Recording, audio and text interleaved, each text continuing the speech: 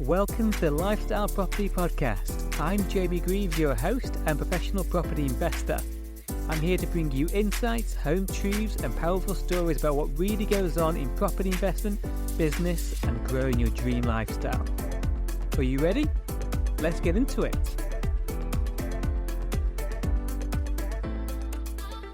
Welcome back to Lifestyle Property. Hello and welcome to episode 15, which is titled Why I Don't Do HMOs.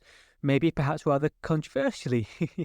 So in recent weeks, you may have noticed a particular theme of the podcast. I like to do themes and series, and the theme has been Honesty Corner, me answering some of the most popular questions I get asked. So a couple of weeks ago, we covered, do you need to go full-time into property investment? Last week, we covered training and mentorship within property investment. And this is another one I get asked all the time. Jamie, why don't you do HMOs? So that's exactly what I'm going to answer in today's podcast. I'm going to pack full of value and insights for you.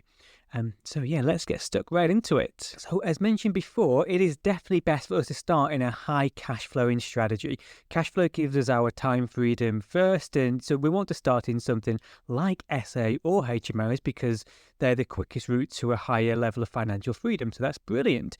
And I know that HMOs can be a very good strategy. So I've got business partners who have done them amazingly well.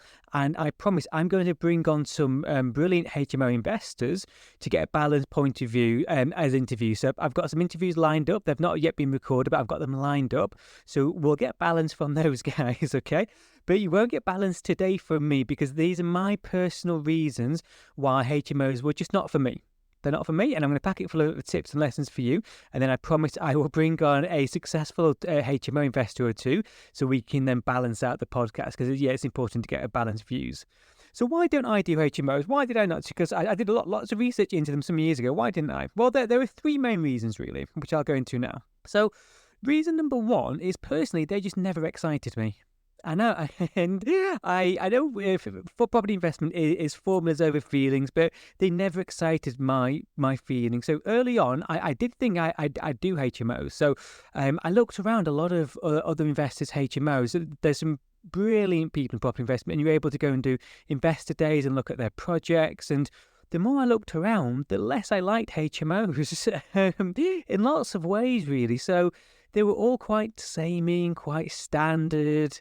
The areas where HMOs tended to work best were in the lower value areas where there's better yield, better returns, and they just never appealed. I didn't understand the appeal of owning buildings in those parts of town, and just the actual buildings themselves. It just personally never excited me. So I promise I will make it more balanced later on, but it just never did it for me.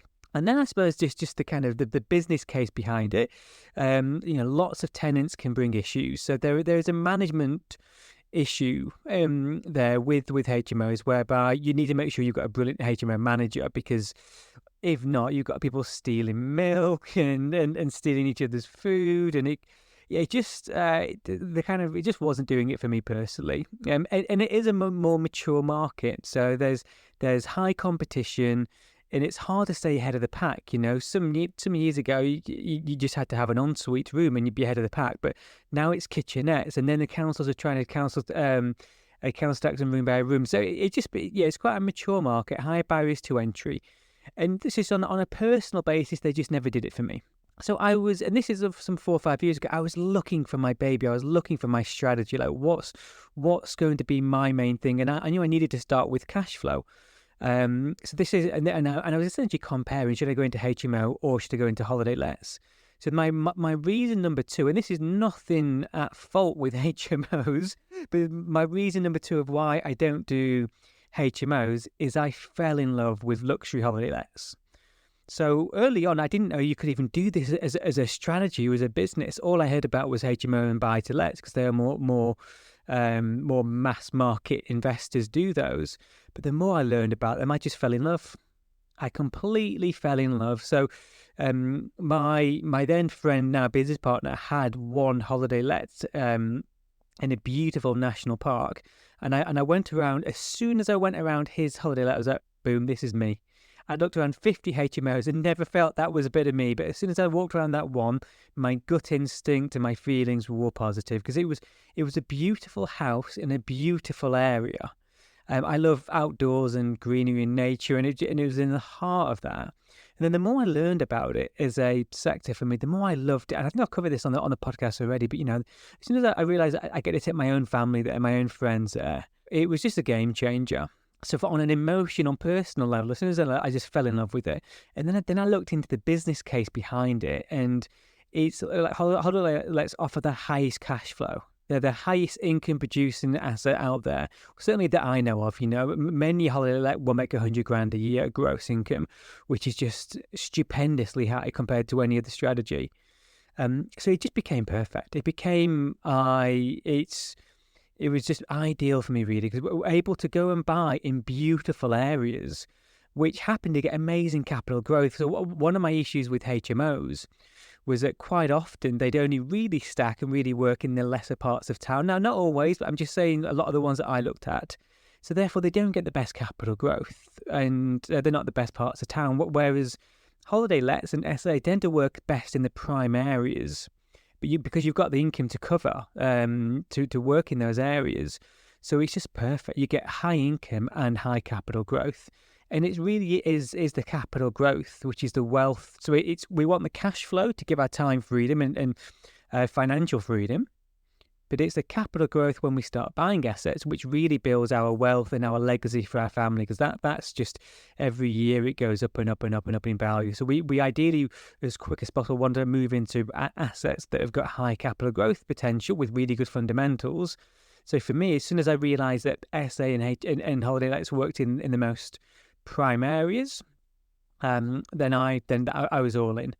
My only nervousness around holiday lets was putting all of my eggs in one basket. But then as soon as I realised that we're able to do contractor SAs as well, so it's just perfect. So I chose contractor SAs to be where others might do HMOs in towns and cities.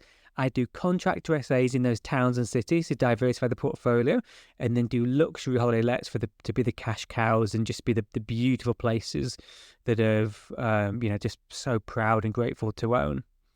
So they're two personal reasons, and just to clarify, we don't want to do SAs and HMOs. Okay, we don't want to do both. We want to just choose one and master it. Okay. HMOs were not for me. They might be for you. They might not be, but I will find out. You'll find out over time.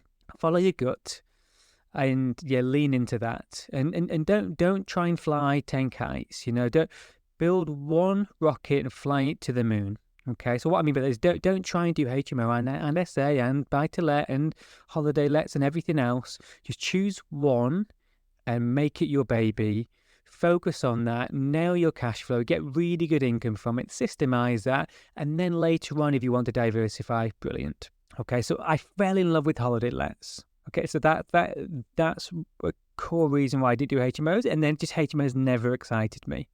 So those were two. Okay, and then there's a third biggie as well. Okay, third reason why I don't do HMOs. Okay, do we have any guesses of what the third and perhaps biggest reason is that I don't do HMOs? Okay, drum roll.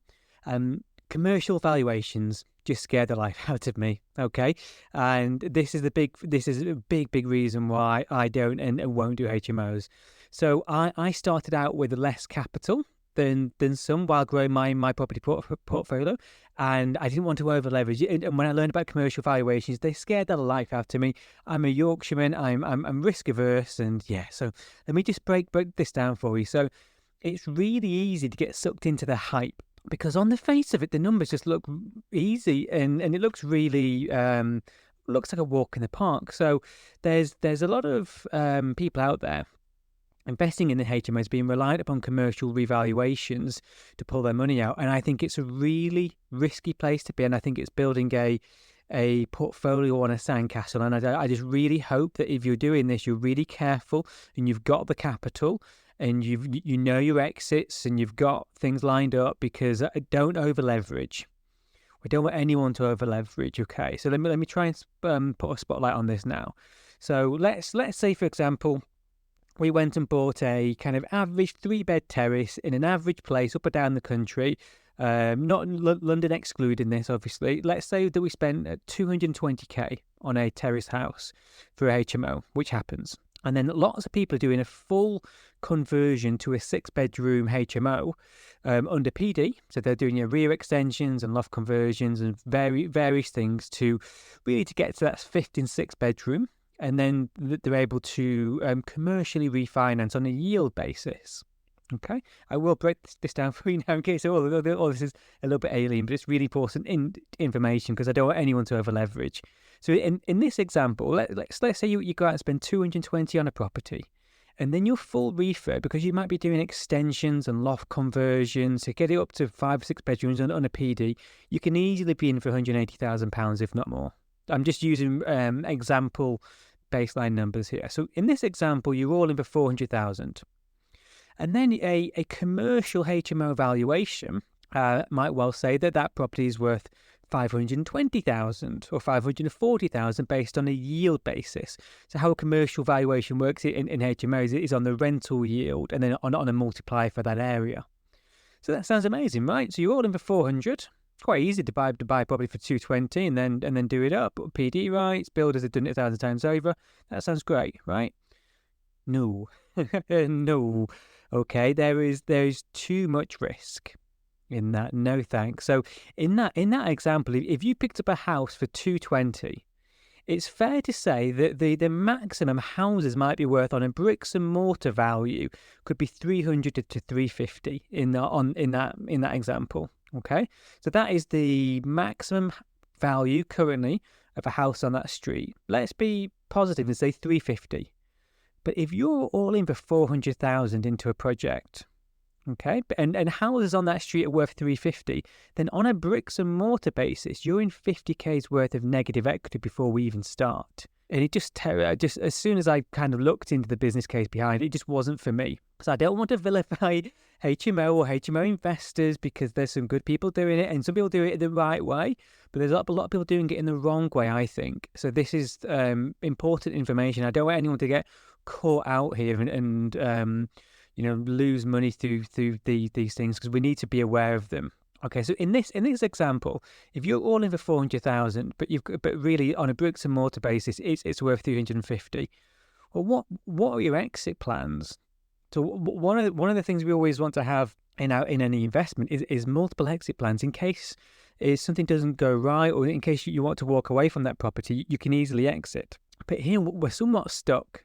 Because really, like the bank owned the house there, if you've got a mortgage that's worth more than the bricks and mortar price, well, the bank own it. And who are we going to sell it to? So we're stuck. That's a high amount of leverage. It's a lot of debt. So commercial revaluations are something not only would I say be careful, I'd say I wouldn't recommend them whatsoever. Okay, we want to be doing HMOs if you've got the capital to leave in and do a normal project, shall we say, way less leveraged. Because in this example, let's say an exit would be to sell in the future. Who are we selling to? Just because a commercial bank might give a 75% loan value of an uplifted value on a yield basis of 520, 540, no investor will buy it for that. Okay, I'm actually going to bring on someone onto the podcast who knows this very, very well, but no investor will buy for that. So they'll buy it they'll want a deal. They'll buy it for much less than that. Okay, and then what happens if the lenders change their rules? And this is the big one because exit plans. You're likely to be able to sell it in that example maybe for 450-ish, say 460 to an investor. So you can still make some money if you wanted to exit, but we don't really want to buy and sell, otherwise we just do a flip. We don't want to do a HMO to flip, it's too risky. So if you want to sell, you want to do a flip. So we want to hold our assets long term because over time inflation wipes away the debt and we get capital growth and it compounds year upon year. So the best thing to do is buy property and hold it for 20 years and you will not regret it. You'll thank your younger self. You'll thank yourself for doing that. So really, we want to hold it. We want to hold our properties long term. And this was a biggie for me. This is why HMO commercial valuation scared the life out of me. So when you looked into this, And I've spoken to various mortgage brokers who do the financing of this, and really there's a couple of banks, there's a couple of lenders in the entire country. We're talking a couple who'll do commercial valuations on a yield basis for something like a 5 or 6 bedroom HMO. And then when I ask these brokers where their funding line comes from, well, they get their funding line from the same place. So how, and I'll do other podcasts on this topic, I'm sure, but when we think out a certain bank's got a certain part of cash, what they do, they're often lending their money from an alternative source, and there's a very few number of funding lines and banks that actually control most capital. So why that's important, guys, is things change. Okay, so things change in life, things change in property and economics, and the market fluctuates. Okay, so it's always up and down. We always have times of growth and have times of recession. That's just a capitalist market based on all the factors in play, and interest rates and inflation, supply and demand, sentiment, everything else. So what happens when there's the next time there's a recession? Okay, there always will be. They're always up and down, up and down. Well, and this is what happened many. So for those who were involved in 2007, 2008, I do not think any investor who was operating in the UK property market in 2007 or 2008 would go anywhere near a commercial HMO valuation. I think everything I'll be saying to them will be absolutely, this will be, that they'll fully understand this, because and just to help educate you, if you weren't, because I wasn't around I was around, I was alive, but I was working. I wasn't investing back then. But I've spoken to a lot of people who are. So the last big recession we had, guys, in the UK was, particularly within property we're talking now, was 2007, 2008. And what happened is banks called in a lot of loans. Okay, because they didn't have the money, and people wanted their money out of the bank, and it was a car crash. So what happens is banks look at the most highly leveraged, i.e. their riskier loans, and they call back the loans. Okay, so what happens in that instance if they call back their loan? So let's say it's time of recession, so no one's really buying property in that time. Anyone that does wants an incredible deal, and if the bank claim back your loan on a highly geared commercial revaluation, what are you going to do, guys? What do we do in that instance? And unfortunately, back then, a lot of really good people lost their entire portfolio because they were over leveraged. Okay, they were taking out 90%, 95% mortgages, and then the banks claimed them back, and they couldn't refinance, they couldn't sell, and they'd lost their portfolios. They got and not just that, guys, but like you know, imagine the stress and the anxiety and the impact that has on people.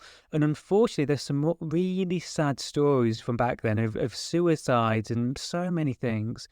So I try and keep this podcast light and airy and fun, because property can be really fun and life changing, but it's also big boy, big girl stuff. Like, this is adult stuff, so it's important to get educated on this. So I don't want to hear anyone going through that.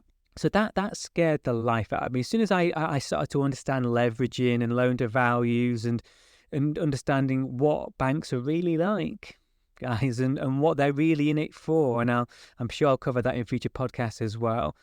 As soon as I learned that, then there was no chance I'd ever do a commercial revaluation for a HMO, because there's just not enough funding lines, not enough lenders doing it. You've got too shorter options. So in times of recession and things go bad, you can lose it all. And not only lose it all, you could be left with major debts owing to banks. And this is what happened to a lot of people back in 2007, 2008. It's quite similar in terms of being highly geared, over leveraged, and they owed then once property's got repossessed. So that's what a bank will do in times of recession. They'll then sell it for even less than market value because it's been repossessed. Not good, guys, not good. And then you're left owing money to banks. So that's avoidable. Okay, that's really, really, really avoidable. So I'd say if you want to do HMOs, do it with capital. So make sure you've got some good money behind you to do it. So you don't need to stretch yourself with commercial valuations. Okay, so do it on a bricks and mortar valuation, and it's just a far, far, far safer place to be. Okay, don't overstretch yourself, guys. Don't over leverage yourself, because it might seem good short term. It might seem a good viable business strategy short term, but it's really risky long term, and we don't want that. We don't want risk. We don't want sleepless nights, and we can't control the economy. We can't control when that next recession comes, and if you've not timed it well, and if you're over leveraged at that time, got high loan to values, you can lose it all. And then what's the point? This is really avoidable.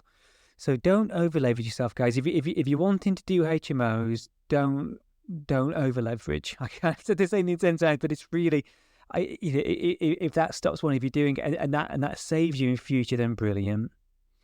Okay, so that's why I personally didn't do HMOs and don't do HMOs. So they never excited me to begin with when I was looking around so many projects and doing the research. I fell in love with holiday lets and everything that's given me.